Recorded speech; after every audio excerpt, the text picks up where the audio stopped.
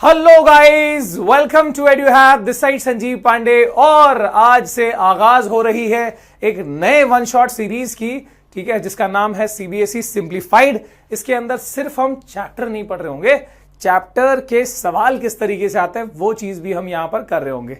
सो चलिए शुरू करते हैं। एंड मोस्ट इंपॉर्टेंटली आप एक चीज ध्यान रखिएगा कि जब भी आप पढ़ रहे हो तो you should have your notebook pen, ताकि आप नोट्स अपने बना सको अपने खुद से। बिकॉज भाई एक दिन तुम जरूर रियलाइज करोगे कि the best notes of this world is your self notes. ठीक है, तो इसी नोट पे शुरू करते हैं। और चैप्टर का नाम है मैटर इन अवर सराउंडिंग। बहुत बहुत इजी चैप्टर है भाई। साइंस का पहला चैप्टर, केमिस्ट्री का पहला चैप्टर और 2023-24 का ये जो हमारा सीरीज है उसका भी पहला चैप्टर। ठीक है, तो guys which of the following, ओ सीधे सवाल आ गया, सर क्या बात कर रहे हो यार। यही तो खासियत है इसकी। इस सीरीज में हम ना अपने दिमाग को सवाल के हिसाब से तैयार कर रहे होंगे। सर क्या बात हुआ, तो खाली क्वेश्चन आंसर पढ़ेंगे? नहीं, हम चैप्टर पढ़ेंगे। खाली इसको पढ़ो तो सही, एक बार देखो तो सही क्या दिया। पहले का इसे डरने का भाई क्या दिया, which of the following are matter, इसमें से कौन सा मैटर है। तो यहां चेयर बोला है, एयर बोला है, लव बोला है, स्मेल बोला है, हेट बोला है, आलमंड बोले हैं, थॉट बोला है, कोल्ड बोला है, लेमन बोला है, वाटर बोला, lemon water, smell of perfume. ये सब में से कौन मैटर है? तो मैटर की पहचान समझनी जरूरी है। ठीक है, हम नॉर्मली क्या बोलते हैं, चैप्टर का नाम है is matter us around pure. तो हम मैटर की बात कर रहे हैं। मैटर को हम मटेरियल भी कह सकते हैं और हम इसको प्यार से सब्सटेंस भी कह सकते हैं, सब्सटेंसेस भी कह सकते हैं। ठीक है, तो मैटर जो होता है, आप एक बात समझो कि कोई भी चीज तुम्हारे आसपास में है ना, जो ये जो भारी भरकम हल्का फुल्का जो भी चीज है ना, जो पार्टिकल से बनी है और जिसके पास जो स्पेस ऑक्यूपाई करती है, बस यही पहचान है मैटर की। ठीक है, they are made up of particles and they occupy space. Matter are, या फिर to be more specific in terms of definition, I'll say anything that is made up of particles and that occupy space। कोई भी चीज जो particle से बनी है और जो स्पेस ऑक्यूपाई करती है, ऐसी चीज को हम क्या कह सकते हैं, हम मैटर कह सकते हैं। ठीक है, तो जैसे चेयर, यस, जैसे एयर, यस, पार्टिकल से तो बना है ना, भले हमको दिखता नहीं नॉर्मल इससे, पर पार्टिकल है छोटे छोटे। पर love is not made up of particle. ठीक है, love is not made up of particle. तो ये लव, हेट, ये सब नहीं, लव, स्मेल, हेट, ये सब पार्टिकल नहीं है। Almond, yes that is made up of particle. Thought नहीं है, कोल्ड नहीं है, लेमन वाटर, यस, ठीक है, और क्या है, स्मेल ऑफ परफ्यूम नहीं। स्मेल कहां से हो गया? सो समझ में आ गया, मैटर को हमने डिफाइन कर लिया। ठीक है, चैप्टर का नाम इज मैटर नहीं है, मैटर अराउंड अस ना, तो matter in our surrounding is matter बोलिए। ठीक है, सो अब ये बात समझ लेना कि जो भी चीज, ये डेफिनेशन हो गया, anything that is made up of particle and that occupy space. जो भी चीज पार्टिकल से बनी है और जो स्पेस ऑक्यूपाई करी है उसको मैटर कहते हैं। और ये मैटर जो है, इसको इस चैप्टर में हम पता है कैसे डिफाइन कर रहे हैं, क्या कैसे क्लासिफाई कर रहे होंगे। So we will be classifying this on the basis of physical state. ठीक है, इस चैप्टर में हम फिजिकल स्टेट के हिसाब से इसको हम क्लासिफाई कर रहे होंगे। और मैटर के बारे में और क्या कह सकते हैं, we can see, either we can see matter, जैसे चेयर दिख रहा है, ये दिख रहा है, डब्बा जो भी दिख रहा है, ठीक है, दिस इज मैटर। और वी कैन फील थोड़े ऐसे करते हैं, वी कैन फील, टच करके फील कर सकते हो, हवा को भी फील कर सकते हो, आ रहा है। ठीक है, लव हेट को वो वाली फीलिंग की बात नहीं हो रही। ठीक है, इसके बाद we can taste matter, taste को भी टेस्ट भी कर सकते हो, टच भी कर सकते हो, है ना। So let us start directly with the chapter, and that is anything that has mass and that occupies space। कोई भी चीज जिसके पास मास है और जो स्पेस ऑक्यूपाई करती है, that is matter। ठीक है, they are made up of particles, they are made up of particles। ये दो बातें याद रखो। ठीक है, मास भी है, स्पेस ऑक्यूपाई करती है, and that is made up of particle and we can either see, touch, taste और फील देम। देखो जितनी बातें बताई सब लिख दी, क्या बात है, वेरी गुड शिल्पा मैडम, बहुत बढ़िया। ठीक है, आगे बढ़ते हैं। So chair, soil, water, air, metal, nitrogen, oxygen, gold, coal, सब क्या है, मैटर है भाई। और ये light, sound, shadow, pain, love, hate, ये सब मैटर नहीं है, because they are not made up of particles and they don't have mass, they don't occupy space. कुछ लोग बोलेंगे सर लाइट पार्टिकल से बनना है, सर पढ़ा है अपन ने कुछ हाई लेवल का, पर मास, स्पेस, ये सब चीजें नदारद है, एनर्जी का फॉर्म है वो वैसे। ठीक है, based on physical state matter को हम जनरली क्लासिफाई कर सकते हैं इनटू 3 स्टेट्स जनरली, बाकी एक्सेप्शन और मतलब आएंगे कुछ स्पेशल वाले भी। तो सॉलिड, लिक्विड यानी गैस। देखो सॉलिड कितना बढ़िया से सॉलिड टूट टूट के गिर रहा है, लिक्विड देखो दूध की तरह, पानी की तरह टपक रहा है, और गैस जो है वो गैस की तरह उड़ रहा है। तो बस यही है पहचान। चलो चलते, हो गया ना चैप्टर। नहीं ऐसा नहीं है, ऐसा नहीं पढ़ते अपन। सॉलिड, लिक्विड, गैस की बात करेंगे तो सॉलिड जो है, सॉलिड के अंदर, लिक्विड के अंदर यानी गैस के अंदर, पहले तो देखो कैसा रहता है, देखो देखो, राइट। सो सॉलिड्स का पहचान ये है कि यहां पर obviously they have mass, they occupy space, पर अगर मेरे को डिफाइन करना हो तो कौन से मैटर को मैं सॉलिड बोलूंगा, which has definite shape and definite volume, जिसका शेप भी फिक्स हो, वॉल्यूम भी फिक्स हो। बरोबर है कि नहीं बरोबर? जैसे मेरा एग्जांपल हमेशा इस चैप्टर में हमेशा बढ़िया से एग्जांपल यही होता है, इस बाटल को देखो भैया, इस बाटल में तीनों चीजें दिख रही होंगी तुमको, सॉलिड, लिक्विड, गैस। बरोबर है कि नहीं है? जैसे कि ये जो बाटल खुद से, this is a solid, this bottle is a solid, है ना। इसका जो शेप है, इसका शेप भी फिक्स है ना। मैंने क्या बोला? फिक्स शेप भी है और ये फिक्स वॉल्यूम भी है, definite shape and definite volume. इस बॉटल की बात कहीं भी रखो, यहां रखो, वहां रखो, डब्बे में रखो, कहीं भी रखो, सॉलिड की ये पहचान है। What about liquid? जो इसके अंदर पानी है, that is liquid.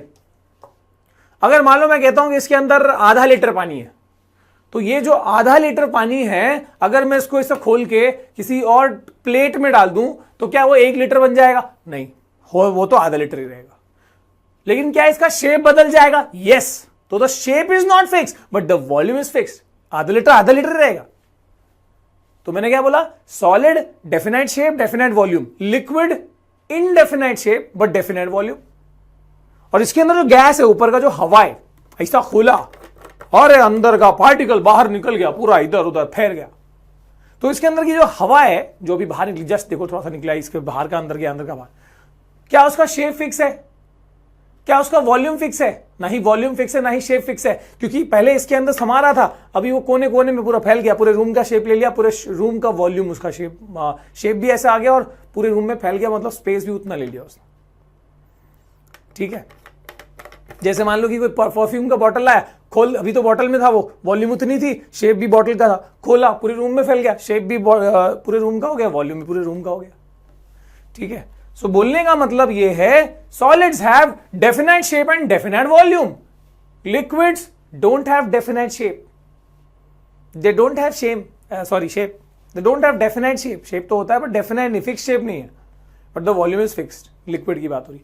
Gases neither have definite shape nor have definite volume, या gases have indefinite shape and indefinite volume, right. तो ये बात समझ लो, ठीक है। तो ये इसका कारण भी ये है कि इसके पार्टिकल के बारे में, just see, particles are very close in case of solid. Liquid में पार्टिकल थोड़े दूर होते हैं, गैस में पार्टिकल लगभग एकदम बिल्कुल दोस्ती नहीं होती आपस में। सो सॉलिड्स के केस में शेप एंड वॉल्यूम दोनों डेफिनाइट है, they have definite shape, definite volume. Liquids के केस में इनडेफिनाइट शेप, नोट्स बनाते रहो भैया, ऐसा ना चलेगा। तरुण, मरुण, तरुण, सब लोग, ठीक है। Indefinite shape but definite volume. Gases में इनडेफिनाइट शेप, इनडेफिनाइट वॉल्यूम। क्या बात है सर, मजा आ गया, तालियां। चलो चलो मास्टर, तालियां बनाओ। आगे अगर मैं सॉलिड की बात करूं तो रे बाबा, सॉलिड जो है ना, इनका इंटरमॉलिक्यूलर स्पेस जो है ना मिनिमम होता है। मतलब what is intermolecular space sir? Spaces between the particles, particles के बीच में स्पेसेस देखो कितना कम है, ऑलमोस्ट इनविजिबल है, ऑलमोस्ट मिनिमम है। मैं हूं नारियल अन्ना। और यहां पर तुम देखिएगा, ध्यान से देखिएगा तो यहां पर क्या दिखता है, सॉलिड्स के केस में इंटरमॉलिक्यूलर स्पेस बोले तो the space between the molecules the particles is very less. Very मतलब very very less. So solids के बीच में क्या है, the intermolecular space is very very less, minimum. Whereas liquid में इंटरमॉलिक्यूलर स्पेस मॉडरेट है, और गैस में इंटरमॉलिक्यूलर स्पेस देखो बहुत है, स्पेस बहुत ज्यादा है, काली काली है। सो यहां पर मैक्सिमम स्पेसेस बोलिए, ठीक है। ये सब सॉलिड्स की प्रॉपर्टी, इनकी प्रॉपर्टी बताई जा रही है। यहां पर स्पेस क्या है, मिनिमम, यहां पर मॉडरेट, यहां पर बहुत ज्यादा स्पेस है, बहुत जगह है, बहुत जगह है, और लोग आ जाओ, ठीक है। अगर मैं इंटरमॉलिक्यूलर फोर्स ऑफ अट्रैक्शन की बात करेगा, इंटरमॉलिक्यूलर फोर्स, अच्छा सर डिफाइन कैसा करेगा अपन सॉलिड्स को डिफाइन करने को? Solids are the materials that have definite shape and definite volume, ऐसा डिफाइन कर सकता है। अच्छा क्वेश्चन सर ऐसा आ गया तो कि why this chair is called, ये जो चेयर है, ये जो चेयर है, चेयर को उठा लेने को भाई, चेयर को उठा लेने का, ये जो चेयर है, why this chair is called what, solid. तुम्हारा टीचर पूछेगा तुम क्या बोलेगा, टीचर ऐसा सॉलिड दिखता है तो सॉलिड रहेगा ना, पर ऐसा एग्जाम में नहीं चलेगा ना, टीचर थोड़ी है। हमें तुम लोग आमिर खान में नहीं है कि तुम सीधा मशीन को वैसा डिफाइन करेगा। टीचर बोलता है, टीचर को हमेशा लाइन चाहिए। सो इसको पेपर में खाई से लिखिए कि this chair is a solid, how this chair is a solid, give reason, this chair is a solid. तो तुम दिमाग, साइंस का दिमाग लगाने का, साइंस का दिमाग मतलब सारे का दिमाग, सारे का दिमाग कैसे लगाएगा तुम, कि तुम ये बोलेगा सॉलिड का सब प्रॉपर्टी बताएगा। पहले solid have definite shape and definite volume, solid का कंप्रेसिबिलिटी एकदम नेग्लिजिबल होता है, ठीक है। उसके बाद क्या बोल सकते हैं, और सॉलिड के बारे में और क्या बोल सकता है, they have definite shape definite volume, ये लिख दिया, compressibility is minimum, okay, and बस। And since this chair follows all the property of solid, solid का जितना प्रॉपर्टी फीचर है, ये this chair is following, hence this chair is solid. Exam में लिखो, नंबर मिलेगा, नहीं तो मेरा नाम बोलने का, लिख देने का मेरा नंबर 9820 समथिंग समथिंग समथिंग, ठीक है। आगे बढ़ते, इसके बाद देखो यहां पर intermolecular force of attraction. Intermolecular force of attraction बोले तो सॉलिड में क्या है, मैक्सिमम है। स्पेसेस मिनिमम क्यों है, पार्टिकल्स के बीच में प्यार ज्यादा है, इसके लिए वो लोग दूर नहीं रह सकते, हम close to each other. So the force of attraction, particles के बीच में हमेशा क्या रहता है, एक अट्रैक्शन, प्यार मोहब्बत रहता है। सो सॉलिड के अंदर particles, oh I'm sorry I'm using this language, wait come to back to Hindi, okay. So solids नहीं, सबसे पहले थोड़ा टाइम लगेगा, सबसे पहले इंटरमॉलिक्यूलर फोर्स ऑफ अट्रैक्शन की बात करें। So what do you mean by intermolecular force of attraction, the force of attraction between particles of matter is called intermolecular force of attraction. इसमें अट्रैक्शन का फोर्स होता है, it is not repulsion. So the force of attraction between particles of matter is called intermolecular force of attraction, and जहां पर space minimum है, space कम क्यों है, क्योंकि इनके बीच में प्यार मोहब्बत ज्यादा है। So force of attraction is maximum, hence the space is minimum. Either force of attraction is moderate, hence the space is moderate. And इधर गैसेस में इतना दूर दूर क्यों रहता है, एक लंदन, एक पेरिस, एक इधर कल्याण में, एक उल्लासनगर में, ऐसा क्यों दूर दूर रहते हैं? तो इसका कारण यह है क्योंकि यहां पर फोर्स ऑफ अट्रैक्शन, कोई प्यार मोहब्बत नहीं है, force of attraction is minimum, hence the space is maximum. आ गई बात समझ में? समझना क्या है यार, इतना सिल्ली सिल्ली बात समझना नहीं, जो सिल्ली सिल्ली चल रही है आवाज, ये तो गलत बात है, ठीक है। तो आगे बढ़ते हैं गुरु और देखते हैं यहां पर सवाल आ गया, arrange the following substances increasing order of force of attraction between the particles. भाई साहब सबसे ज्यादा फोर्स ऑफ, अच्छा यहां पर water is a liquid, this is a solid and this is a gas, तो सबसे ज्यादा फोर्स ऑफ अट्रैक्शन किधर रहेगा रे बाबा? हमको वैसा नहीं, इंक्रीजिंग ऑर्डर में, इंक्रीजिंग मतलब सबसे कम किसका है, सबसे कम ऑक्सीजन, उससे ज्यादा लिक्विड रहेगा वाटर, उससे ज्यादा शुगर, इंक्रीजिंग ऑर्डर ना, इधर फोर्स ऑफ अट्रैक्शन मैक्सिमम। भाई साहब क्या ही सवाल था। आगे देखो, when 50 gram of sugar is dissolved in 100 ml of पानी, 100 ml ऑफ पानी में, 100 पानी लिया 100 ml, उसमें 50 ग्राम शुगर मिलाया, there is no increase in volume, volume बिल्कुल नहीं बढ़ा, पानी 100 ml का 100 ml ही, उतना भी कोई भी ऐसा ऊपर नहीं आया, पूरा डिजॉल्व, पत्थर नहीं है कि पत्थर डाला और पानी ऊपर आ गया, कौवा पी लिया गया हो, ऐसा कुछ नहीं है। तुमने शक्कर मिला दिया और पानी का वॉल्यूम उतना का उतना रह गया। तो यहां पर what characteristic of matter is illustrated by the observation? What characteristic of matter is illustrated by the observation? तो बताओ मैटर का कौन सा कैरेक्टरिस्टिक?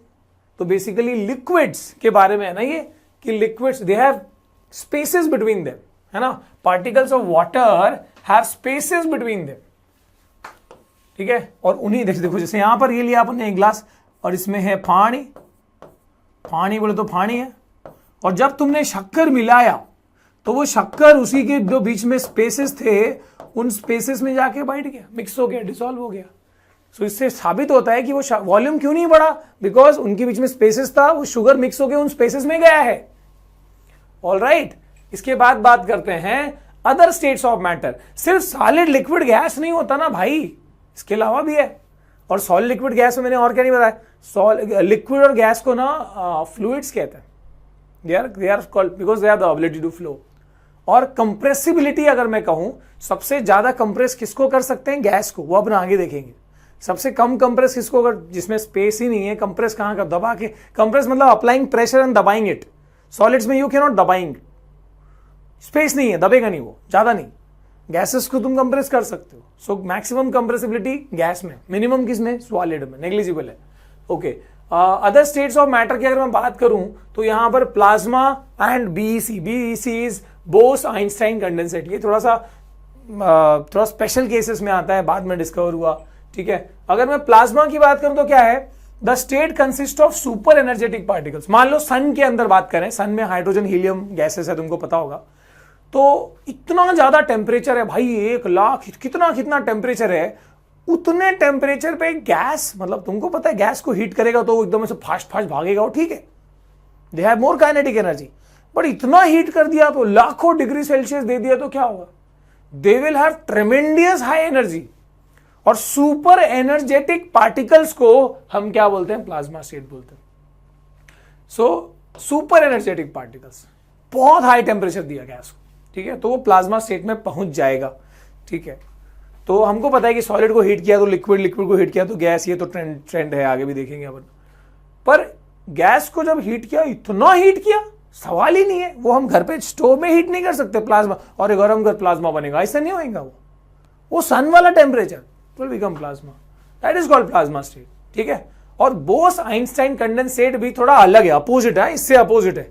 इसमें क्या होता है? BEC is formed by cooling a gas. ये क्या हीटिंग था, ये कूलिंग है एट लो डेंसिटी। तो गैस का डेंसिटी कम रखा, मतलब पार्टिकल्स बहुत दूर है, बहुत कम डेंसिटी है, और उसमें भी हमने उसको कूल कर दिया, इतना ठंडा किया, आराम से गैस पार्टिकल ऐसे पड़ा है, ठीक है। तो इस low density super cooled gas को मैं क्या कह, देखो डेंसिटी कितना कम है, 1000 times, 1/1000 time of the density of normal air and super low temperature. ऐसा वाला स्टेट को हम क्या बोलते हैं? It is called BEC. तो other than solid, liquid and gas, you have plasma state also and BEC state also. तुम बोलोगे सर प्लाज्मा और बीईसी क्या है? ये एक्चुअली गैसेस का ही थोड़ा सा अलग extension. Gases super energetic, plasma. Gases super cooled at low density, BEC, right. इसके बारे में बहुत ज्यादा पढ़ना नहीं है भाई, तुमको पता है, स्पेशल केसेस दिए हुए। So uses fluorescent tube and neon sign bulbs, ये सन के अंदर भाई देख लो। और ये 1920 में S N Bose and Albert Einstein के द्वारा दिया गया तथ्य। और यहां पर give reason for the following. अच्छा, अभी एक बेसिक बताऊं, वैसे तो आगे देखोगे तुम, भाई थोड़ा सा बेसिक समझ लो कि कोई भी मैटर को ज्यादा बड़ा नहीं करना है। कोई भी मैटर को अपन हीट करेगा, हीट करने से वो क्या करता है? एक्सपांशन करते। मैटर को हीट किया तो क्या होगा? वो एक्सपांड करेगा। एक्सपांड करेगा मतलब क्या? उसका वॉल्यूम क्या होगा? Volume will increase. उसका डेंसिटी क्या होगा? Density will decrease. सर क्या बोलते हैं, मेरे को खुद समझ में नहीं आते। For example you have solid, their particles are very dense, very close to each other, you know that sir, particles बहुत क्लोज है, उसी को डेंसिटी बोलते हैं, हाई डेंसिटी, राइट। सॉलिड्स की डेंसिटी हाई होती है, लिक्विड्स की कम, सो गैसेस की और कम। ये भी है, सब लिखते जाने का, भूलने नहीं, डेंसिटी है ना। और उसके बाद देखो सॉलिड को जब हम हीट किया, now when we heat solid what happens, expand करेगा, पार्टिकल्स दूर दूर जाएंगे, बिकॉज हीट करने से व्हाट हैपेंस, हीट करने से इंटरमॉलिक्यूलर फोर्स ऑफ अट्रैक्शन क्या होता है, गिरता है, कम होता है। फोर्स कम होएगा तो इंटरमॉलिक्यूलर स्पेसेस क्या होगा, बढ़ेगा। सो पार्टिकल विल ग्लो, थोड़ा थोड़ा दूर जाएंगे, बोलेंगे हट हट भाई दूर, गर्मी हो रही है, होता है ना, हमको भी गर्मी होता है, हम बोलते हैं यार दूर हट यार, थोड़ा हवा आने दे यार, तो यहां पर दूर गया, this become liquid. And liquid को भी जब अपन हीट किया तो हीट करने से फिर वही बात हुई, फोर्स कम हुआ, स्पेस बढ़ा, पार्टिकल्स दूर गया, ठीक है, क्या बन गया, गैस। सो हीट सप्लाई करने से क्या होता है, सॉलिड लिक्विड बन सकता है, लिक्विड गैस बन सकता है। सर क्या उल्टा भी हो सकता है, अगर हीट विड्रॉ किया तो, हीट वापस लिया तो, यानी कूल किया तो, होता है ना भाई। अगर तुमने गैस को कूल किया तो क्या बनेगा, पार्टिकल्स क्लोज आएंगे, लिक्विड बन जाएगा। कूल मतलब हीट वापस लेना, एनर्जी वापस लेना, ठीक है। लिक्विड को कूल किया फिर क्या बनेगा, सॉलिड बनेगा। नॉर्मली सर आगे देखेंगे, चलो इसको आगे देख लेंगे अपन। सो क्या बोलते हैं क्या नहीं, वो सब आगे देखेंगे अपन। Give reason for the following observation, the smell of hot sizzling food reaches you several meter away, but you get the smell from cold, but to get smell from cold food you have to go close. Give reason. अगर मान लो pizza है, pizza गरम गरम बन रहा है, तो दूर भी बन रहा है, यहां तक खुशबू आ गई भाई, पर अगर ठंडा पिज्जा यहां पे रखा है ना, और कोई बताया ना, ऊपर कुछ कपड़ा वपड़ा रखा, पता नहीं चलेगा। तो क्या कारण है, कारण बड़ा सिंपल है कि गैसेस के अंदर, क्योंकि उसके वेपर्स गर्म होगा, वेपर्स के पास काफी काइनेटिक एनर्जी होगी, फटाफट हवा में मिक्स होकर अपने तक पहुंचेगा। Mixing of something, mixing of gases, intermixing of gases को डिफ्यूजन कहते हैं, याद रखना।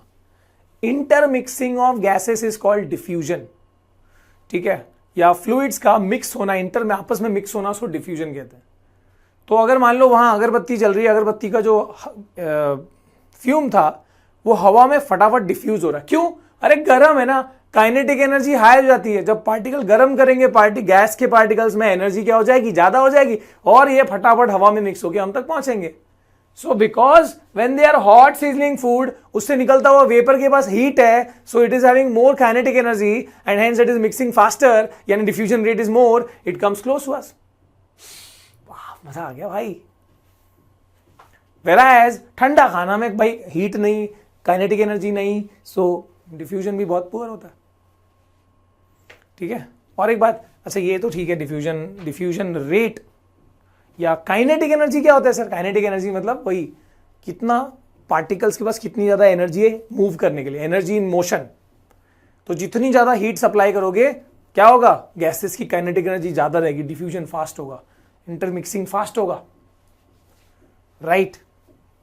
और एक चीज में क्या बोल रहा था, अच्छा एक और चीज थोड़ा सा इससे अलग है, मान लो कि तुम क्या लिया, फानी, और फानी के अंदर क्या मिलाया, फानी के अंदर साल्ट मिलाया, तो फानी क्या है, this is called solvent. Salt जो मिक्स किया वो क्या है, it is solute, and solvent plus solute को हम क्या बोलते हैं, सोल्यूशन। फिर क्वेश्चन आता है सब, वो सब देखेंगे आगे। So solvent plus solute is called solution.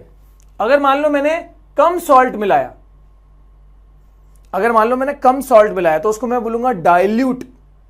अगर मैं बहुत सॉल्ट मिला दिया, दैट इज कॉन्सेंट्रेटेड, बहुत ज्यादा मिला दिया भाई, कॉन्सेंट्रेटेड, डाइल्यूट, कॉन्सेंट्रेटेड, और डाइल्यूट करना और पानी मिला दो, ठीक है। सॉल्वेंट सोल्यूट सोल्यूशन याद रखो, आगे जब पढ़ेंगे इसके बारे में तो एकदम मजा करेंगे। आगे फेज ट्रांसफॉर्मेशन मैंने बताया कि भाई सॉलिड को जब हीट करते हैं तो वो लिक्विड बनता है, सॉलिड को जब हम हीट करते हैं वो लिक्विड बनता है, हीट का साइन है, ट्रायंगल इज हीट को रिप्रेजेंट करते हैं ट्रायंगल साइन से, डेल्टा। जब हम लिक्विड को हीट करते हैं तो वो क्या बनता है, गैस बनता है।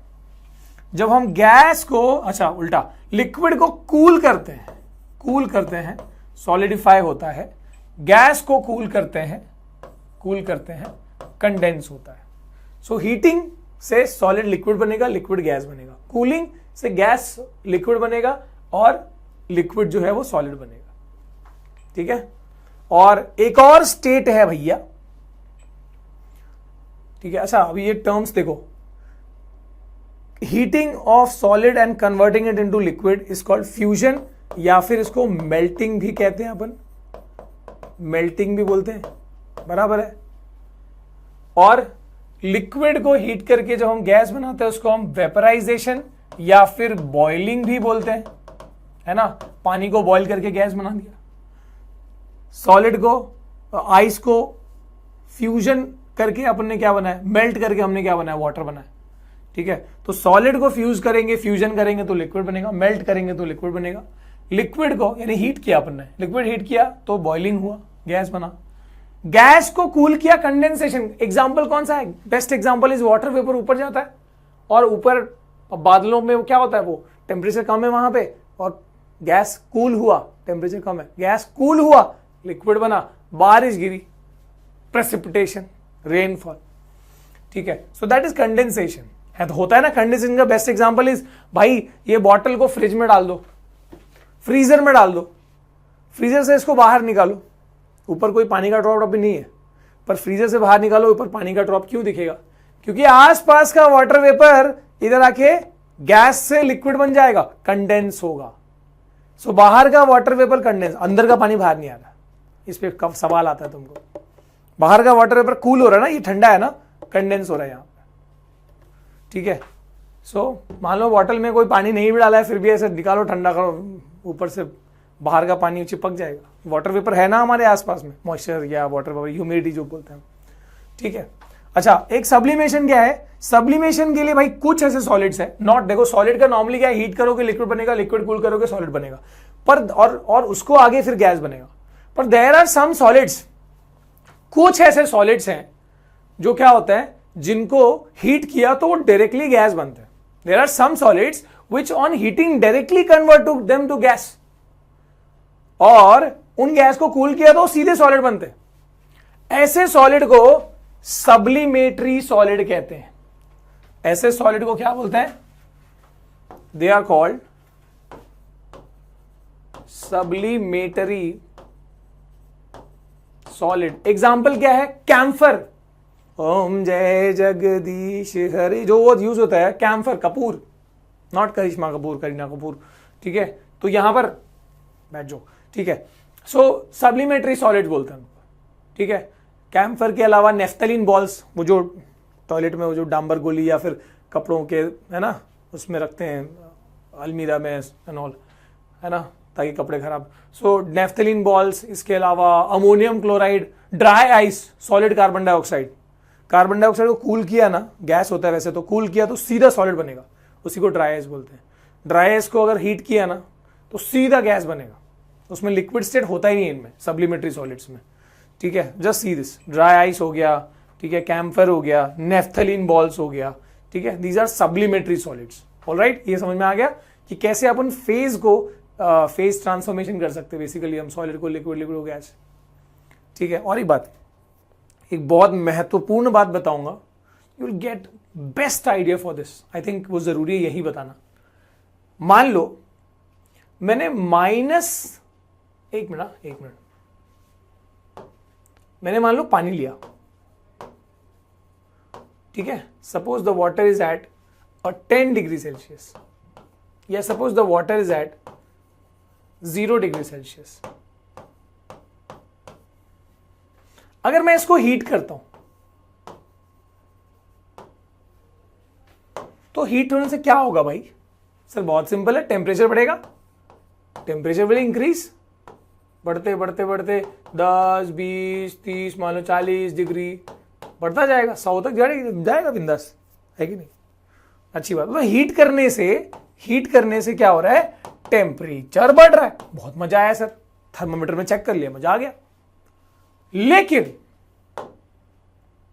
और एक बात, मान लो मैंने आइस लिया, समझो एकदम पता नहीं कहां से सुपर चिल्ड आइस सॉल्ट का मिक्सिंग कुछ तो लिया मैंने, जो कि है -10 डिग्री सेल्सियस। कितना है? -10 डिग्री सेल्सियस पे। ठीक है, इसको हीट किया तो क्या होगा? सिंपल, टेम्परेचर बढ़ेगा, मतलब -9 होगा, -8 होगा, है ना, बढ़ते करते 0 डिग्री तक आएगा। पर 0 डिग्री पे भी वो अभी आइस है, this is not water. 0 degree पे आइस, और यहां देखो 0 डिग्री पे वाटर। अब दिलचस्प चीज ये है कि इसके बीच की बात करता हूं मैं, इसके बीच की बात करता हूं कि मैंने लिया, मतलब ये -10 से मैं 0 तक लाया। Now what I will do is, जो मेरे पास आइस है which is at 0 degree Celsius, I wanted to convert it into completely into water. You know कि भाई मेल्टिंग पॉइंट 0 डिग्री है तो मेल्ट तो होगा ही है, हीट करोगे तो। ठीक है, मेरे को पूरा 0 डिग्री का वाटर बनाना है, तो क्या मेरे को आइस 0 डिग्री से वाटर 0 डिग्री में करने के लिए कुछ हीट लगेगा कि नहीं लगेगा? ऑफ कोर्स लगेगा। यहां पर हीट टेम्परेचर बढ़ा रहा है, इधर भी हीट टेम्परेचर बढ़ा रहा था, इधर का हीट टेम्परेचर नहीं बढ़ाएगा, 0 का 0 ही रहेगा। कब तक? जब तक पूरी आइस मेल्ट नहीं होती। यानी अभी भी तुमको यहां पर आइस को वाटर बनाने के लिए तुमको हीट सप्लाई करना पड़ेगा, बट दिस टाइम ये जो हीट है ये टेम्परेचर को इंक्रीज नहीं करेगा, बल्कि इस हीट का इस्तेमाल कहां होगा? अरे भैया, सॉलिड को लिक्विड बनाने में, पार्टिकल इंटरमोलर फोर्स ऑफ अट्रैक्शन को ब्रेक करने में पड़ा था ना। यानी ये heat intermolecular force of attraction को ब्रेक करने के लिए इस्तेमाल में आएगा, इस काम में लगेगा। यानी इसमें क्या होगा? तभी ये लिक्विड गैस बनेगा। यानी एक्चुअली ये हीट किस काम में आ रहा है? फेज ट्रांसफॉर्मेशन करने के काम में आ रहा है। तो कोई ये कहेगा कि सर यहां पर तो हीट थर्मोमीटर में दिखा, यहां का भी हीट जो हमने किया वो थर्मोमीटर में दिखा, यहां का हीट नहीं दिखा, ये बड़ा छुपा रुस्तम हीट है। इस हीट को बोलते हैं लेटेंट हीट। लेटेंट वर्ड का मतलब होता है हिडन, छुपा हुआ। तो क्योंकि ये हीट टेम्परेचर थर्मोमीटर में नहीं टेम्परेचर इंक्रीज शो कर रहा, टेम्परेचर इंक्रीज हुआ ही नहीं, इनफैक्ट 0 आइस 0 डिग्री का वाटर बना, पर जो हमको हीट करना जरूरी था, क्योंकि उसी हीट से ये फोर्स ब्रेक हुए और फिर सॉलिड से लिक्विड का कन्वर्जन हुआ। सो जब भी याद रखना, जब भी हीट सॉलिड से लिक्विड बनाने के लिए काम में आ रहा है या लिक्विड से गैस बनाने के लिए काम में आ रहा है, जस्ट फेज का ट्रांसफॉर्मेशन के लिए काम में आ रहा है, जिससे कोई टेम्परेचर नहीं बढ़ रहा, ऐसे हीट को लेटेंट हीट कहते हैं। और लेटेंट हीट के कॉन्सेप्ट की वजह से ही, ठीक है, हमको उसमें दो टाइप्स आते हैं। एक latent heat solid to liquid मतलब मेल्टिंग, और दूसरा लिक्विड टू गैस मतलब बॉइलिंग। मेल्टिंग को फ्यूजन भी बोलते हैं, बॉइलिंग को वेपराइजेशन बोलते हैं। तो एक हुआ लेटेंट हीट ऑफ फ्यूजन, एक हुआ लेटेंट हीट ऑफ वेपराइजेशन। तो जब तुम सॉलिड को कंप्लीटली लिक्विड में बदलना चाहते हो तो जो हीट सप्लाई करनी पड़ेगी, that heat will simply break the forces, not increase the temperature. That heat is called latent heat of fusion. और जो कॉन्सेप्ट लिक्विड से गैस बनाएगा, लेटेंट हीट ऑफ वेपराइजेशन। ठीक है, तो ये समझ में आ गया। आई थिंक ये लेटेंट हीट का बहुत इंपॉर्टेंट कॉन्सेप्ट है, बच्चे यहाँ पे बहुत कंफ्यूज होते हैं। तो दिस अच्छा, एक और चैप्टर में एक सवाल है, I want you to ask कि जो कराटे चैंपियंस होते हैं, मतलब नॉर्मली पानी को इजीली अपन पानी में डाइव लगा सकते हैं, पर बर्फ में क्यों नहीं लगा सकते? या जो कराटे चैंपियंस होते हैं वो ब्रिक को तोड़ सकते हैं, पर हम क्यों नहीं तोड़ सकते? एक और सवाल है कि नॉर्मली किसी भी सॉलिड का डेंसिटी ज्यादा होता है उसकी लिक्विड से। तो अगर मान लो तुम कोई लिक्विड, मान लो गोल्ड लिया, गोल्ड का मोल्टन फॉर्म लिया और गोल्ड का सॉलिड फॉर्म लिया, तो उसका सॉलिड फॉर्म अंदर डूबेगा, अंदर जाके सेटल होगा, बिकॉज उसकी डेंसिटी हाई होती है। पर वाटर और आइस में ऐसा नहीं होता। इसमें क्या होगा, आइस डूबता नहीं है पानी में, इट फ्लोट्स ऑन वाटर। तो what is the reason behind ice floating on water? मैं ना टर्म बता देता हूं, anomalous behaviour of water. But I want you guys to find that reason. What is that anomalous behaviour of water. ठीक है, वो concept आपको बताना. नहीं आएगा तो कोई नहीं, कमेंट करके बताना, मैं एक्सप्लेन करूंगा उसके ऊपर.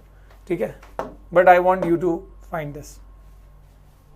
Okay, latent heat. तो इसके ऊपर एक क्वेश्चन इसके ऊपर भी बनता है कि 100 degree which is having more energy, 100 degree of water या 100 degree Celsius of this steam, या which will cause severe injury, या कौन ज्यादा बर्निंग प्रोड्यूस कर सकता है, 100 डिग्री का पानी से अगर कोई जल जाए या 100 डिग्री के स्टीम से. तो obviously the answer is 100 degree का स्टीम, क्योंकि उसके पास वो एक्स्ट्रा हीट भी आ गई ना, जो लेटेंट हीट वाला हीट सप्लाई किया था. ठीक है, I hope you are understanding this. अगला है कंप्रेशन, यानी गैस को लिक्विड में बदलना है अगर, तो हम एक तो करते हैं कूलिंग. कूलिंग करके गैस को लिक्विड बना सकते हैं. पर एक और, C for cooling, C for compression, एक और तरीका है जिससे गैस को लिक्विड बना सकते हैं, and that is compression. Compression मतलब क्या? Applying pressure. जैसे कि तुमने ये सिरिंज लिया और इस सिरिंज के अंदर ऊपर ऐसे ढक्कन लगा दिया जिससे कि कोई चीज यहां से ना निकल पाए, और फिर इसके पिस्टन को दबा रहे हो, तो इसके अंदर का जो गैस है वो दबेगा और क्या होगा, आपस में पार्टिकल्स क्लोज आएंगे. और जब क्लोज आएंगे तो जितना तुम दबाओगे हो सकता है कि एक पॉइंट पे इतने क्लोज आ जाए कि वो लिक्विड बन जाए. तो गैस को लिक्विफाई करने के दो तरीके, एक कूलिंग और दूसरा compression. What is the best example? The best example is, है ना, गैस से देखो लिक्विड बन गया कंप्रेस करके. The best example is compressed natural gas, CNG बोलते हैं, और liquefied petroleum gas. Petroleum gas gas form में है, उसको भी कंप्रेस करके उसको लिक्विड बनाए. तो हमारे घरों में जो सिलेंडर होता है या जो गैस की लाइन आती है अगर, so that is liquid form in the cylinder. पर जैसे ही वो हमारे एटमॉस्फेरिक प्रेशर में आता है, जब खोलते हैं और वो स्टोव में से निकल रहा है, तो गैस बन गया, क्योंकि नॉर्मल प्रेशर में आ गया. जब कंप्रेस था तो लिक्विड था, बाहर आया गैस बन गया. ठीक है, इसलिए तो इतना दिन चलता है उतना सा फ्यूल. ओके, बहुत कंप्रेस फॉर्म में वो. सो कंप्रेस नेचुरल गैस या लिक्विफाइड पेट्रोलियम गैस, ये उसका एग्जांपल हुआ. गैस डायरेक्टली कंप्रेस करके भी लिक्विड बन सकता है और कूलिंग से भी बन सकता है. दो तरीके हो गए, राइट. देखिए particle close close close, liquid बन गया. सर क्या सॉलिड भी बन सकता है? नहीं, इतना ज्यादा नहीं होगा. ठीक है, इतना कंप्रेस तुम नहीं करोगे. ओके, आगे देखते हैं.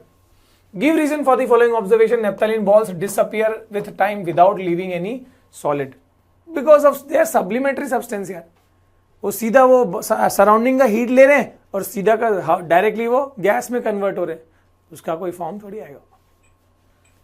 ठीक है. सीमा visited a natural gas compressing unit and found that the gas can be liquefied under the specific condition of temperature and pressure. While sharing her experience with friends, she got confused. Help her to identify the correct set of condition. यानी gas को liquid बनाने के लिए कौन सा काम आ सकता है?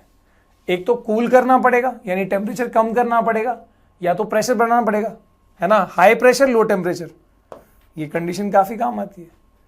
कम टेम्परेचर यानी कूल कर दिया, या फिर कंप्रेस यानी प्रेशर बढ़ा दिया. राइट. आगे वेरियस टेम्परेचर स्केल ऑन, ये this is also very very important. ना बच्चे यहां पर जो है ना, इस पे क्वेश्चन भी आता है, तो I want you to learn this properly. अब देखो 3 टेम्परेचर की यूनिट्स होते हैं जो काम आते हैं. एक तो डिग्री सेल्सियस बड़ा मशहूर है. हमारा जो साइंस की लेबोरेटरी में ना, जो लैब थर्मोमीटर होता है, केल्विन में मेजर करते हैं रिएक्शंस ऑन ऑल. और जो हमारे डॉक्टर साहब होते हैं, डॉक्टर साहब डिग्री फ़ारेनहाइट में उनका थर्मोमीटर होता है, जो क्लिनिकल थर्मोमीटर होता है. ठीक है. तो what is that conversion rate, वो देख लेना कि अगर मान लो ये है डिग्री सेल्सियस में तुमको जो वैल्यू दी है, मान लो 30 डिग्री सेल्सियस या 0 डिग्री सेल्सियस या 10 डिग्री सेल्सियस या 100 डिग्री सेल्सियस. सो 100 डिग्री सेल्सियस में सिर्फ ये इसमें राउंड ऑफ कर लो, 273 कर लो, सिर्फ 273 ऐड करो, ये केल्विन वाली वैल्यू आ गई. कितना है?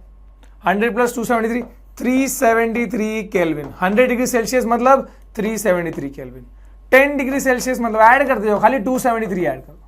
10 डिग्री सेल्सियस इज 283 केल्विन, इसमें डिग्री मत लगाना केल्विन वाले में। यहां पर 273 plus 0 degree Celsius is 273 kelvin. 30 degree Celsius सिर्फ 273 ऐड करो तो कितना हो गया 303 केल्विन। सर मेरे को उल्टा करना है तो मतलब मेरे को अगर मान लो 573 डिग्री सेल्सियस मुझे केल्विन में कन्वर्ट करना है, सॉरी केल्विन है, मुझे डिग्री सेल्सियस में करना है। सिंपल है यार, इसको इधर फेंक दे माइनस आ जाएगा, तो केल्विन में से माइनस 273 कर दो, दैट इज कितना हुआ 300, राइट, बराबर है ना यार। हाँ 300 डिग्री सेल्सियस। अगर डिग्री सेल्सियस को केल्विन में बदलना है तो प्लस 273, अगर केल्विन को डिग्री सेल्सियस में माइनस 273, ठीक है, तो ये याद रह गया। और अगर मेरे को फ़ारेनहाइट का हिसाब किताब समझना है तो सर उसका थोड़ा याद रखना पड़ेगा। डिग्री फ़ारेनहाइट, इसमें डिग्री होता है, यहाँ डिग्री है, ये अनपढ़ है, ये दोनों डिग्री वाले, ठीक है। तो यहाँ पर डिग्री फ़ारेनहाइट में अगर वैल्यू चाहिए डिग्री सेल्सियस की, तो डिग्री सेल्सियस वाली वैल्यू में 9/5 मल्टीप्लाई करके और 32 ऐड करना पड़ेगा, राइट। तो जैसे मान लो डॉक्टर साहब कहते हैं बंदा बहुत बुखार है, बहुत ज्यादा बुखार है, इसको काफी ज्यादा फीवर है, हाई फीवर, तो कितना बताते हैं वो हाई फीवर, वो कहते हैं 104। हम समझते हैं 104 डिग्री सेल्सियस, इसमें तो पानी बॉयल होता है यार, आदमी का क्या हाल होगा। 104 डिग्री फ़ारेनहाइट होता है। तो 104 डिग्री फ़ारेनहाइट असल में डिग्री सेल्सियस में कितना होता है, बिकॉज हमारा body temperature, normal body temperature जो हमको सेल्सियस में पता है वो कितना है 37 degree Celsius, alright, 37 degree Celsius, ये तो पता है ना। पर जो डॉक्टर साहब ने बोला वो फ़ारेनहाइट में था 104, तो मेरे को चाहिए कि मेरे को डिग्री सेल्सियस में कन्वर्ट करना है, तो what I will do is इसको इधर भेजा। So 104 is equal to 9/5 degree Celsius plus 32, right, इसको इधर भेजा तो 104 माइनस 32 हो गया, 9/5 इंटू डिग्री सेल्सियस कितना आया 72 is equal to 9/5 degree Celsius.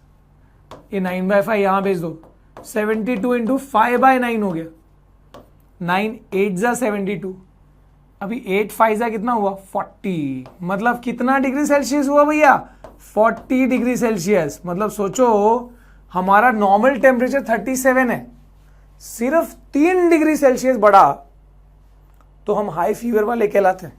This is high fever.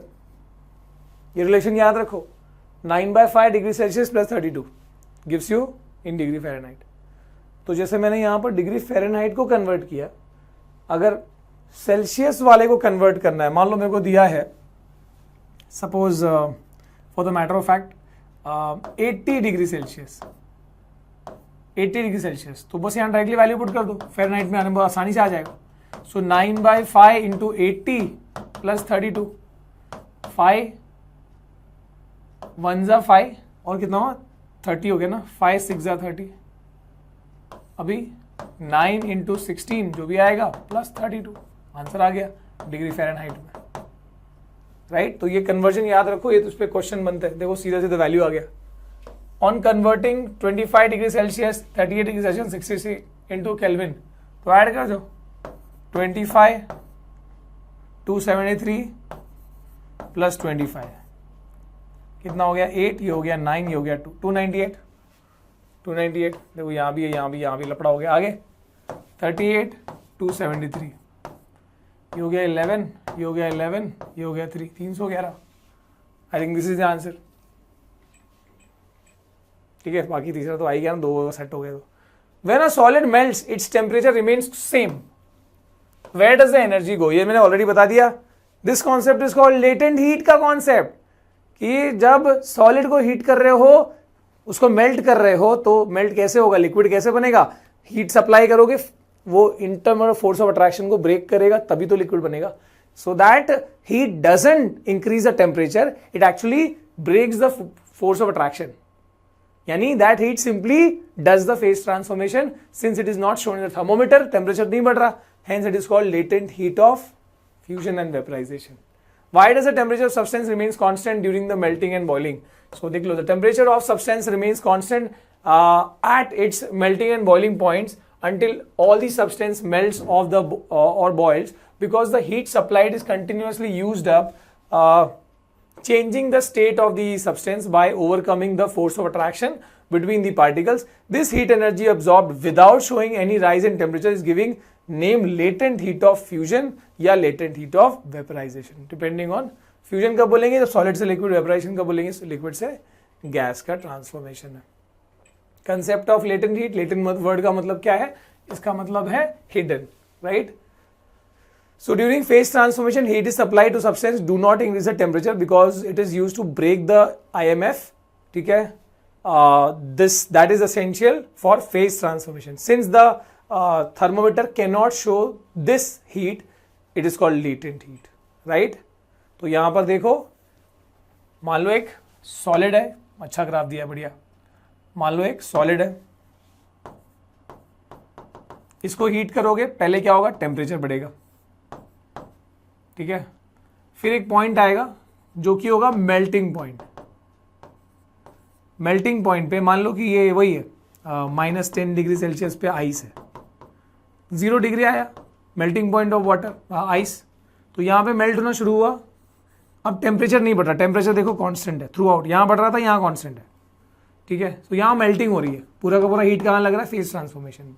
फिर पूरा अब ये मेल्ट हो गया, मान लो अब ये 0 डिग्री पे जो आइस था, अब 0 डिग्री पे क्या बन गया, वाटर बन गया. ठीक है, अब फिर 0 डिग्री का वाटर, क्योंकि तुम लगातार हीट सप्लाई कर रहे हो, एनर्जी दे रहे हो, अब फिर क्या होगा, 0 डिग्री का टेम्परेचर बढ़ेगा, कहां तक जाएगा, 100 डिग्री सेल्सियस. क्योंकि अब ये क्या होगा, this will be the boiling point, क्योंकि अब यहां पे फिर ये लिक्विड जो है वो गैस बन. सो 100 डिग्री का क्या है, ये वाटर है, जो क्या बनेगा, 100 डिग्री का क्या बनेगा, ये वाटर वेपर बनेगा, गैस बनेगा. तो यहां पर फिर क्या होने वाला है, टेम्परेचर विल रिमेन कांस्टेंट, और अभी कब तक होगा, जब पूरा का पूरा वाटर गैस बन जाएगा. फिर उसके बाद 100 डिग्री बन गया, फिर टेम्परेचर बढ़ाओ वापस, अब क्योंकि गैस बन गया, अब टेम्परेचर बढ़ेगा. सो दिस यहां का हीट जो मेल्ट करने में लगा और जो बॉयल करने में, जो पूरा का पूरा सॉलिड को लिक्विड बनाने के टाइम पे जो हीट सप्लाई किया, या लिक्विड को गैस बनाने के टाइम पे, ये हुआ लेटेंट हीट ऑफ फ्यूजन, ये हुआ लेटेंट हीट ऑफ वेपराइजेशन. तो ये अमाउंट जो रहेगा, ठीक है, that amount is your latent heat. Latent heat of fusion, the amount of heat required to convert 1 kg of given solid into liquid. 1 kilo solid को liquid में बदलने में जो हीट लगा वो लेटेंट हीट ऑफ फ्यूजन है, और 1 kilo liquid को गैस बनाने में जो हीट लगा वो लेटेंट हीट ऑफ वेपराइजेशन है. हर सब्सटेंस का अपना अपना, जैसे आइस का अपना होगा, है ना, हर दूसरे सब्सटेंस का अपना होगा. Melting and boiling, process of converting. What is melting यार, हीट करके किसी सॉलिड को गैस में बदलना. Process of conversion of solid to gas on heating. पर कौन से पॉइंट पे होता है, ये मेल्टिंग पॉइंट पे, एट द मेल्टिंग पॉइंट. ठीक है, the process of conversion of liquid to gas on heating at boiling point, इसको हम बोलते हैं बॉइलिंग. ठीक है, बॉइलिंग पॉइंट पे जैसे हमने आइस को हमने उसके मेल्टिंग पॉइंट पे 0 डिग्री पे जब हम मेल्ट कर रहे हैं, तो मेल्ट होना स्टार्ट हो रहा है, दैट इज, ठीक है, तो वो कन्वर्जन हो रहा है, उसको हम मेल्टिंग बोलेंगे. और अगर मेल्टिंग पॉइंट को डिफाइन करना हो तो क्या बोलेंगे, मान लो मेरे को जानना है कि गोल्ड की मेल्टिंग पॉइंट क्या है, तो मैंने प्योर गोल्ड लिया, उसको मेल्ट करना शुरू किया, उसको हीट करना शुरू किया. अब पहले तो टेम्परेचर बढ़ेगा बढ़ेगा बढ़ेगा, मान लो एक ऐसा टेम्परेचर, मान लो 900 डिग्री पे, 900 डिग्री सेल्सियस पे वो मेल्ट होना स्टार्ट हुआ, उसके बाद तो हीट जाएगा ना. और तो जिस टेम्परेचर पे वो मेल्ट होना स्टार्ट हो रहा है, that temperature is called melting point of that solid. The temperature at which the given solid starts melting is called melting point of that solid. The temperature at which the given liquid starts boiling is called boiling point of that liquid. ठीक है, ये बात समझ में आ गई. Temperature at which solid starts melting, temperature at which the liquid starts boiling. Melting and boiling points. अच्छा, ये भी कहते हैं कि melting and boiling point से हम किसी substance की purity पता कर सकते हैं. जैसे गोल्ड प्योर है कि नहीं, कैसा पता लगेगा भाई, मेरे पास एक स्टैंडर्ड चार्ट है जिसमें लिखा है कि प्योर गोल्ड की मेल्टिंग पॉइंट मान लो 910 डिग्री सेल्सियस है. और मैंने जो सैंपल गोल्ड लिया है, अब ये प्योर है कि नहीं कैसे पता चलेगा? हीट करेंगे और थर्मोमीटर लगा के रखा है। अब मैंने देखा कि 910 पे वो मेल्ट नहीं हो रहा है, या तो उसके पहले ही मेल्ट हो गया, या तो मान लो उसके बाद मेल्ट होना शुरू हो रहा है, तो मतलब it is not pure gold. Pure gold तो उसी पे मेल्ट होना स्टार्ट होना चाहिए था। हेंस ये गिव रीजन आता है, melting and boiling points are the criteria to check purity of substance, because if the substance is pure it has to, if it is solid, वो उस पर्टिकुलर स्टैंडर्ड मेल्टिंग पॉइंट पे ही melt होगा। अगर आगे या पीछे मेल्ट हो रहा है तो it is not pure solid, pure that substance उसकी स्टैंडर्ड वैल्यू पे मेल्ट होगा। ठीक है। A sample of water under study was found to boil at 102 degree Celsius at normal temperature and pressure. Is the water pure? Will the, अभी मैं ये बोल रहा हूँ ना, will this freeze at 0 degree Celsius? तो answer is no, this is not pure, क्योंकि pure water का 100 degree Celsius the boiling point. तो अगर ये प्योर नहीं है तो ऑब्वियसली इसका मेल्टिंग पॉइंट भी या फ्रीजिंग पॉइंट भी 0 नहीं होगा। ठीक है। इवेपोरेशन, भैया चैप्टर का आखिरी टॉपिक, बहुत मजेदार टॉपिक। इवेपोरेशन क्या है? इवेपोरेशन, बहुत लोग इवेपोरेशन और वेपराइजेशन को एक ही समझते हैं। Evaporation is the process in which liquid converted into gas at any temperature. Melting में क्या होता है या बॉइलिंग में क्या होता है? Liquid, conversion of liquid to gas on heating, और फिर क्या है? At melting point. यहां पर एट बॉइलिंग पॉइंट। यहां पर क्या है? बॉइलिंग पॉइंट पे नहीं, कोई भी टेम्परेचर पे जब लिक्विड इवेपोरेट हो रहा होता है। मान लो मैंने एक पतीले में पानी रखा और या एक बाल्टी में पानी रखा और मैं बाहर चला गया घूमने, 3-4 दिन बाद आया, मैंने देखा पानी कम हो गया। क्यों? क्योंकि सराउंडिंग का जो हीट है वो पानी के सतह पे से मॉलिक्यूल्स को खींच रहा है, मतलब हीट से, सराउंडिंग की हीट से वो बाहर का जो ऊपर के सरफेस का लिक्विड है, लिक्विड का लेयर है, वो निकल रहा है, एस्केप हो रहा है। फॉर एग्जाम्पल, जैसे मान लो तुमने यहां पर कोई लिक्विड लिया फॉर एग्जाम्पल, तो अब मान लो ये लिक्विड के मॉलिक्यूल्स हैं, ऑलराइट, ये लिक्विड के मॉलिक्यूल्स हैं, तो आपस में इनका इंटरमोलिकुलर फोर्स ऑफ अट्रैक्शन से ही जुड़े हुए हैं, कनेक्टेड है, फोर्स से, इंटरमोलिकुलर फोर्स से कनेक्टेड है, भले वो मॉडरेट है पर कनेक्टेड है। ठीक है, फोर्स से अटैच्ड है। अब क्या होगा कि क्योंकि बाहर से हीट ये ले सकते हैं, सरफेस वाले लेयर्स जो लिक्विड है, पार्टिकल्स है, वो ले सकते हैं। तो बाहर से हीट लेके यहां से भी ले सकते हैं, और वो हीट से वो एस्केप कर जाए अगर, ठीक है, वो हीट से वो एस्केप कर जाए। कैसे एस्केप करेंगे सर? मान लो ये पार्टिकल है, चारों तरफ से फोर्स से जुड़ा हुआ है। अब अगर फोर्स को तोड़ना है तो ये जो हीट मिल रही है, इस हीट से वो फोर्स को ब्रेक करेगा और वो एस्केप हो सकता है। तो ये कौन कर सकता है? अंदर के पार्टिकल नहीं, सिर्फ सरफेस के पार्टिकल करेंगे। This is evaporation. ये किसी भी टेम्परेचर पे हो सकता है, जरूरी नहीं कि 100 डिग्री पे पानी इवेपोरेट करेगा, एट एनी टेम्परेचर। ठीक है, इसको हम क्या कहते हैं? This is called evaporation. ठीक है, so the phenomena of conversion of liquid to gas at boiling point is your boiling process. The phenomena of conversion of liquid to gas at any temperature is the process of evaporation. Evaporation में किसी भी temperature पे होता है liquid to gas का conversion, यहां पर सिर्फ बॉइलिंग पॉइंट पे। एक और याद रखना, boiling is a bulk phenomena. क्यों बोलते हैं इसको बल्क फिनोमिना? क्योंकि सारे पार्टिकल्स एक साथ पार्टिसिपेट करते हैं बॉइलिंग में। ऐसा नहीं कि एक पार्टिकल सिर्फ सरफेस का पार्टिकल, ऐसा नहीं है, लेकिन यहां पर सिर्फ सरफेस के particle at a time participate करते हैं। So evaporation is a surface phenomena. इसलिए कपड़े सुखाना है अगर, तो उसको ऐसा गठरी बना के रखोगे तो जल्दी नहीं सूखेगा, फैला के रखोगे तो वो क्या होगा? जल्दी इवेपोरेट होके जल्दी सूखेगा। राइट? सो ये चीज मैंने ऑलरेडी यहां लिख दी है। Boiling is a bulk phenomena, before boiling, before bulk phenomena, and this is a surface phenomena, सिर्फ surface के particles यहाँ involve होंगे। ठीक है, and it is a vigorous process, ये बहुत भयंकर हो रहा है, और यहाँ पर स्लो होता है evaporation, है ना, इसको कोई जल्दी नहीं है, सिर्फ surface के पार्टिकल निकल रहे। राइट, एक लेयर निकला फिर दूसरा लेयर एंड सो ऑन।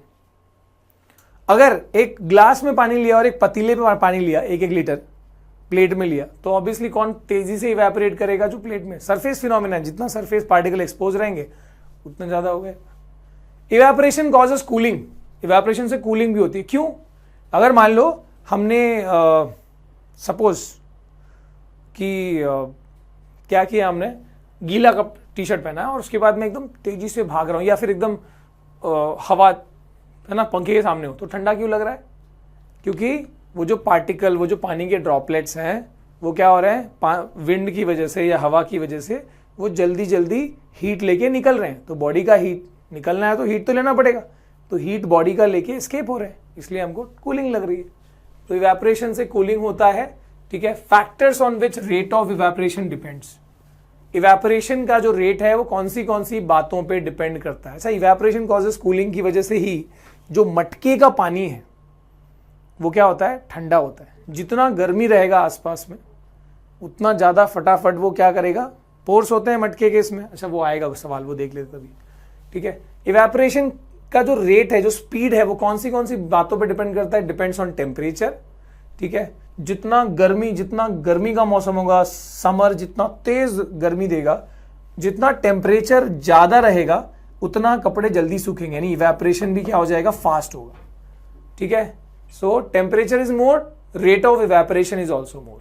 ठीक है, विंड स्पीड के बारे में क्या है, जितनी हवा तेज चलेगी कपड़े जल्दी सूखेंगे, यानी विंड स्पीड ज्यादा रहेगी इवेपोरेशन भी फास्ट होगा, rate of evaporation is more.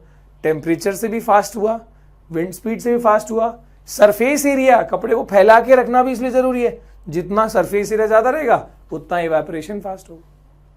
But what about humidity, humidity वाले में उल्टा है। ह्यूमिडिटी मतलब आसपास का एयर के अंदर मॉइस्चर, तो हवा के अंदर अगर नमी है पहले से ही, अगर वाटर वेपर है, तो क्या वो हमसे वाटर, या क्या वो कपड़े से वाटर वेपर लेगा, क्या वो हवा इवेपोरेशन करने देगा, है ना, स्पेस तो लिमिटेड हो गया। तो अगर हवा में नमी है, अगर पहले से ह्यूमिडिटी हाई है, मतलब मॉइस्चर ज्यादा है, तो द हवा is not ready to take the moisture again, more water, इसलिए इवेपोरेशन का रेट गिरेगा उस टाइम पे। So when the humidity is more, the rate of evaporation will be less, याद रखना। ठीक है, जितना ड्राई वेदर रहेगा उतना वो पानी खींचेगा, इवेपोरेशन होगा। लेकिन अगर नमी है, अगर मॉइस्चर है, ह्यूमिडिटी है, तो उस टाइम पे वो इवेपोरेशन को स्लो कर देगा। Right, why does a desert cooler cool better on hot dry day? ठीक है, या फिर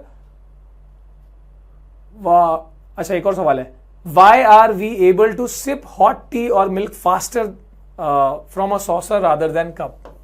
तो इसका तो हमने देख लिया, जितना सरफेस एरिया ज्यादा रहेगा, चाय को तुमने प्लेट में डाला, फैल गया, उतना जल्दी वो हीट को लेके और पार्टिकल्स इवेपोरेट कर रहे हैं, गर्मी चल गई, है ना, इवेपोरेशन ज्यादा हुआ तो कूलिंग भी हो गई, इसलिए हमने इसको सिप लगा लिया।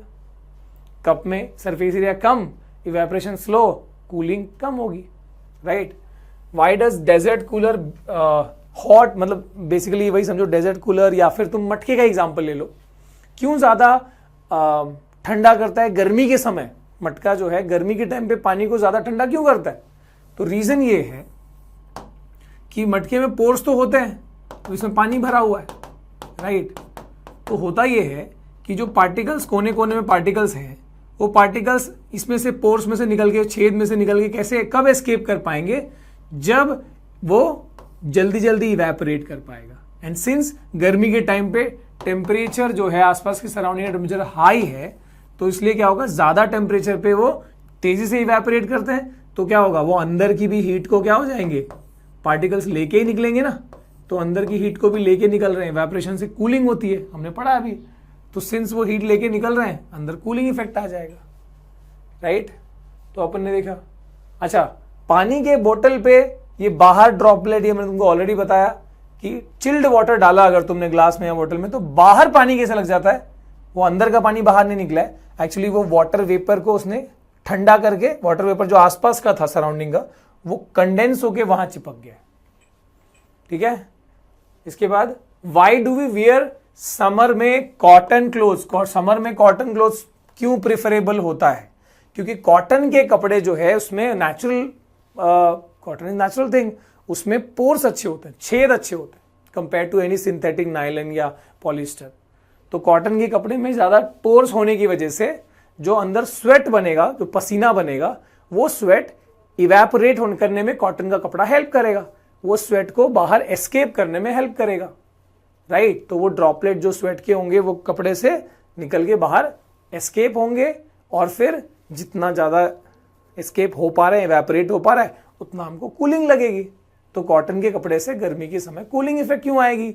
इसी वजह से, because it is allowing, it is helping the evaporation process, because there are pores present. Sweat हमारी बॉडी से हीट को ले जाएगा और हमको कूलिंग देगा, ठीक है। Same Priyanshi and Ali were wearing cotton and nylon. तो प्रियांशी ने कॉटन का कपड़ा पहना था, अली ने नायलन का कपड़ा पहना था respectively.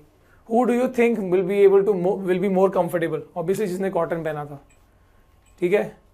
Y earthen pot cools water inside, ये मैंने ऑलरेडी बता दिया। During summer water kept in earthen pot becomes cool because of the phenomena of what? Evaporation. Which of the following sets of phenomena would increase on raising the temperature? Temperature बढ़ेगा तो evaporation fast होता है, temperature बढ़ेगा तो diffusion भी fast होता है, intermixing of gas, ठीक है। पर कंप्रेशन नहीं होता। कंप्रेशन कब होगा? लो टेम्परेचर पे। एक्सपेंशन हो सकता है गैस का expansion. So when the temperature increases, evaporation fast होगा, डिफ्यूजन फास्ट होगा, एंड एक्सपेंशन भी गैस का भी फास्ट होगा। इसी के साथ इस चैप्टर की होती है समाप्ति। एनी डाउट्स नीचे पोस्ट करो, लाइव वीडियो में उसको हम कवर करते जाएंगे, ठीक है। सो सी यू इन दी अगला लेक्चर। टिल देन पढ़ाई करते रहें। All the best. And guys, अगली डिमांड कौन सी नीचे बताते रहो, वीडियोस बनती रहेंगी, ठीक है। Bye bye, see you.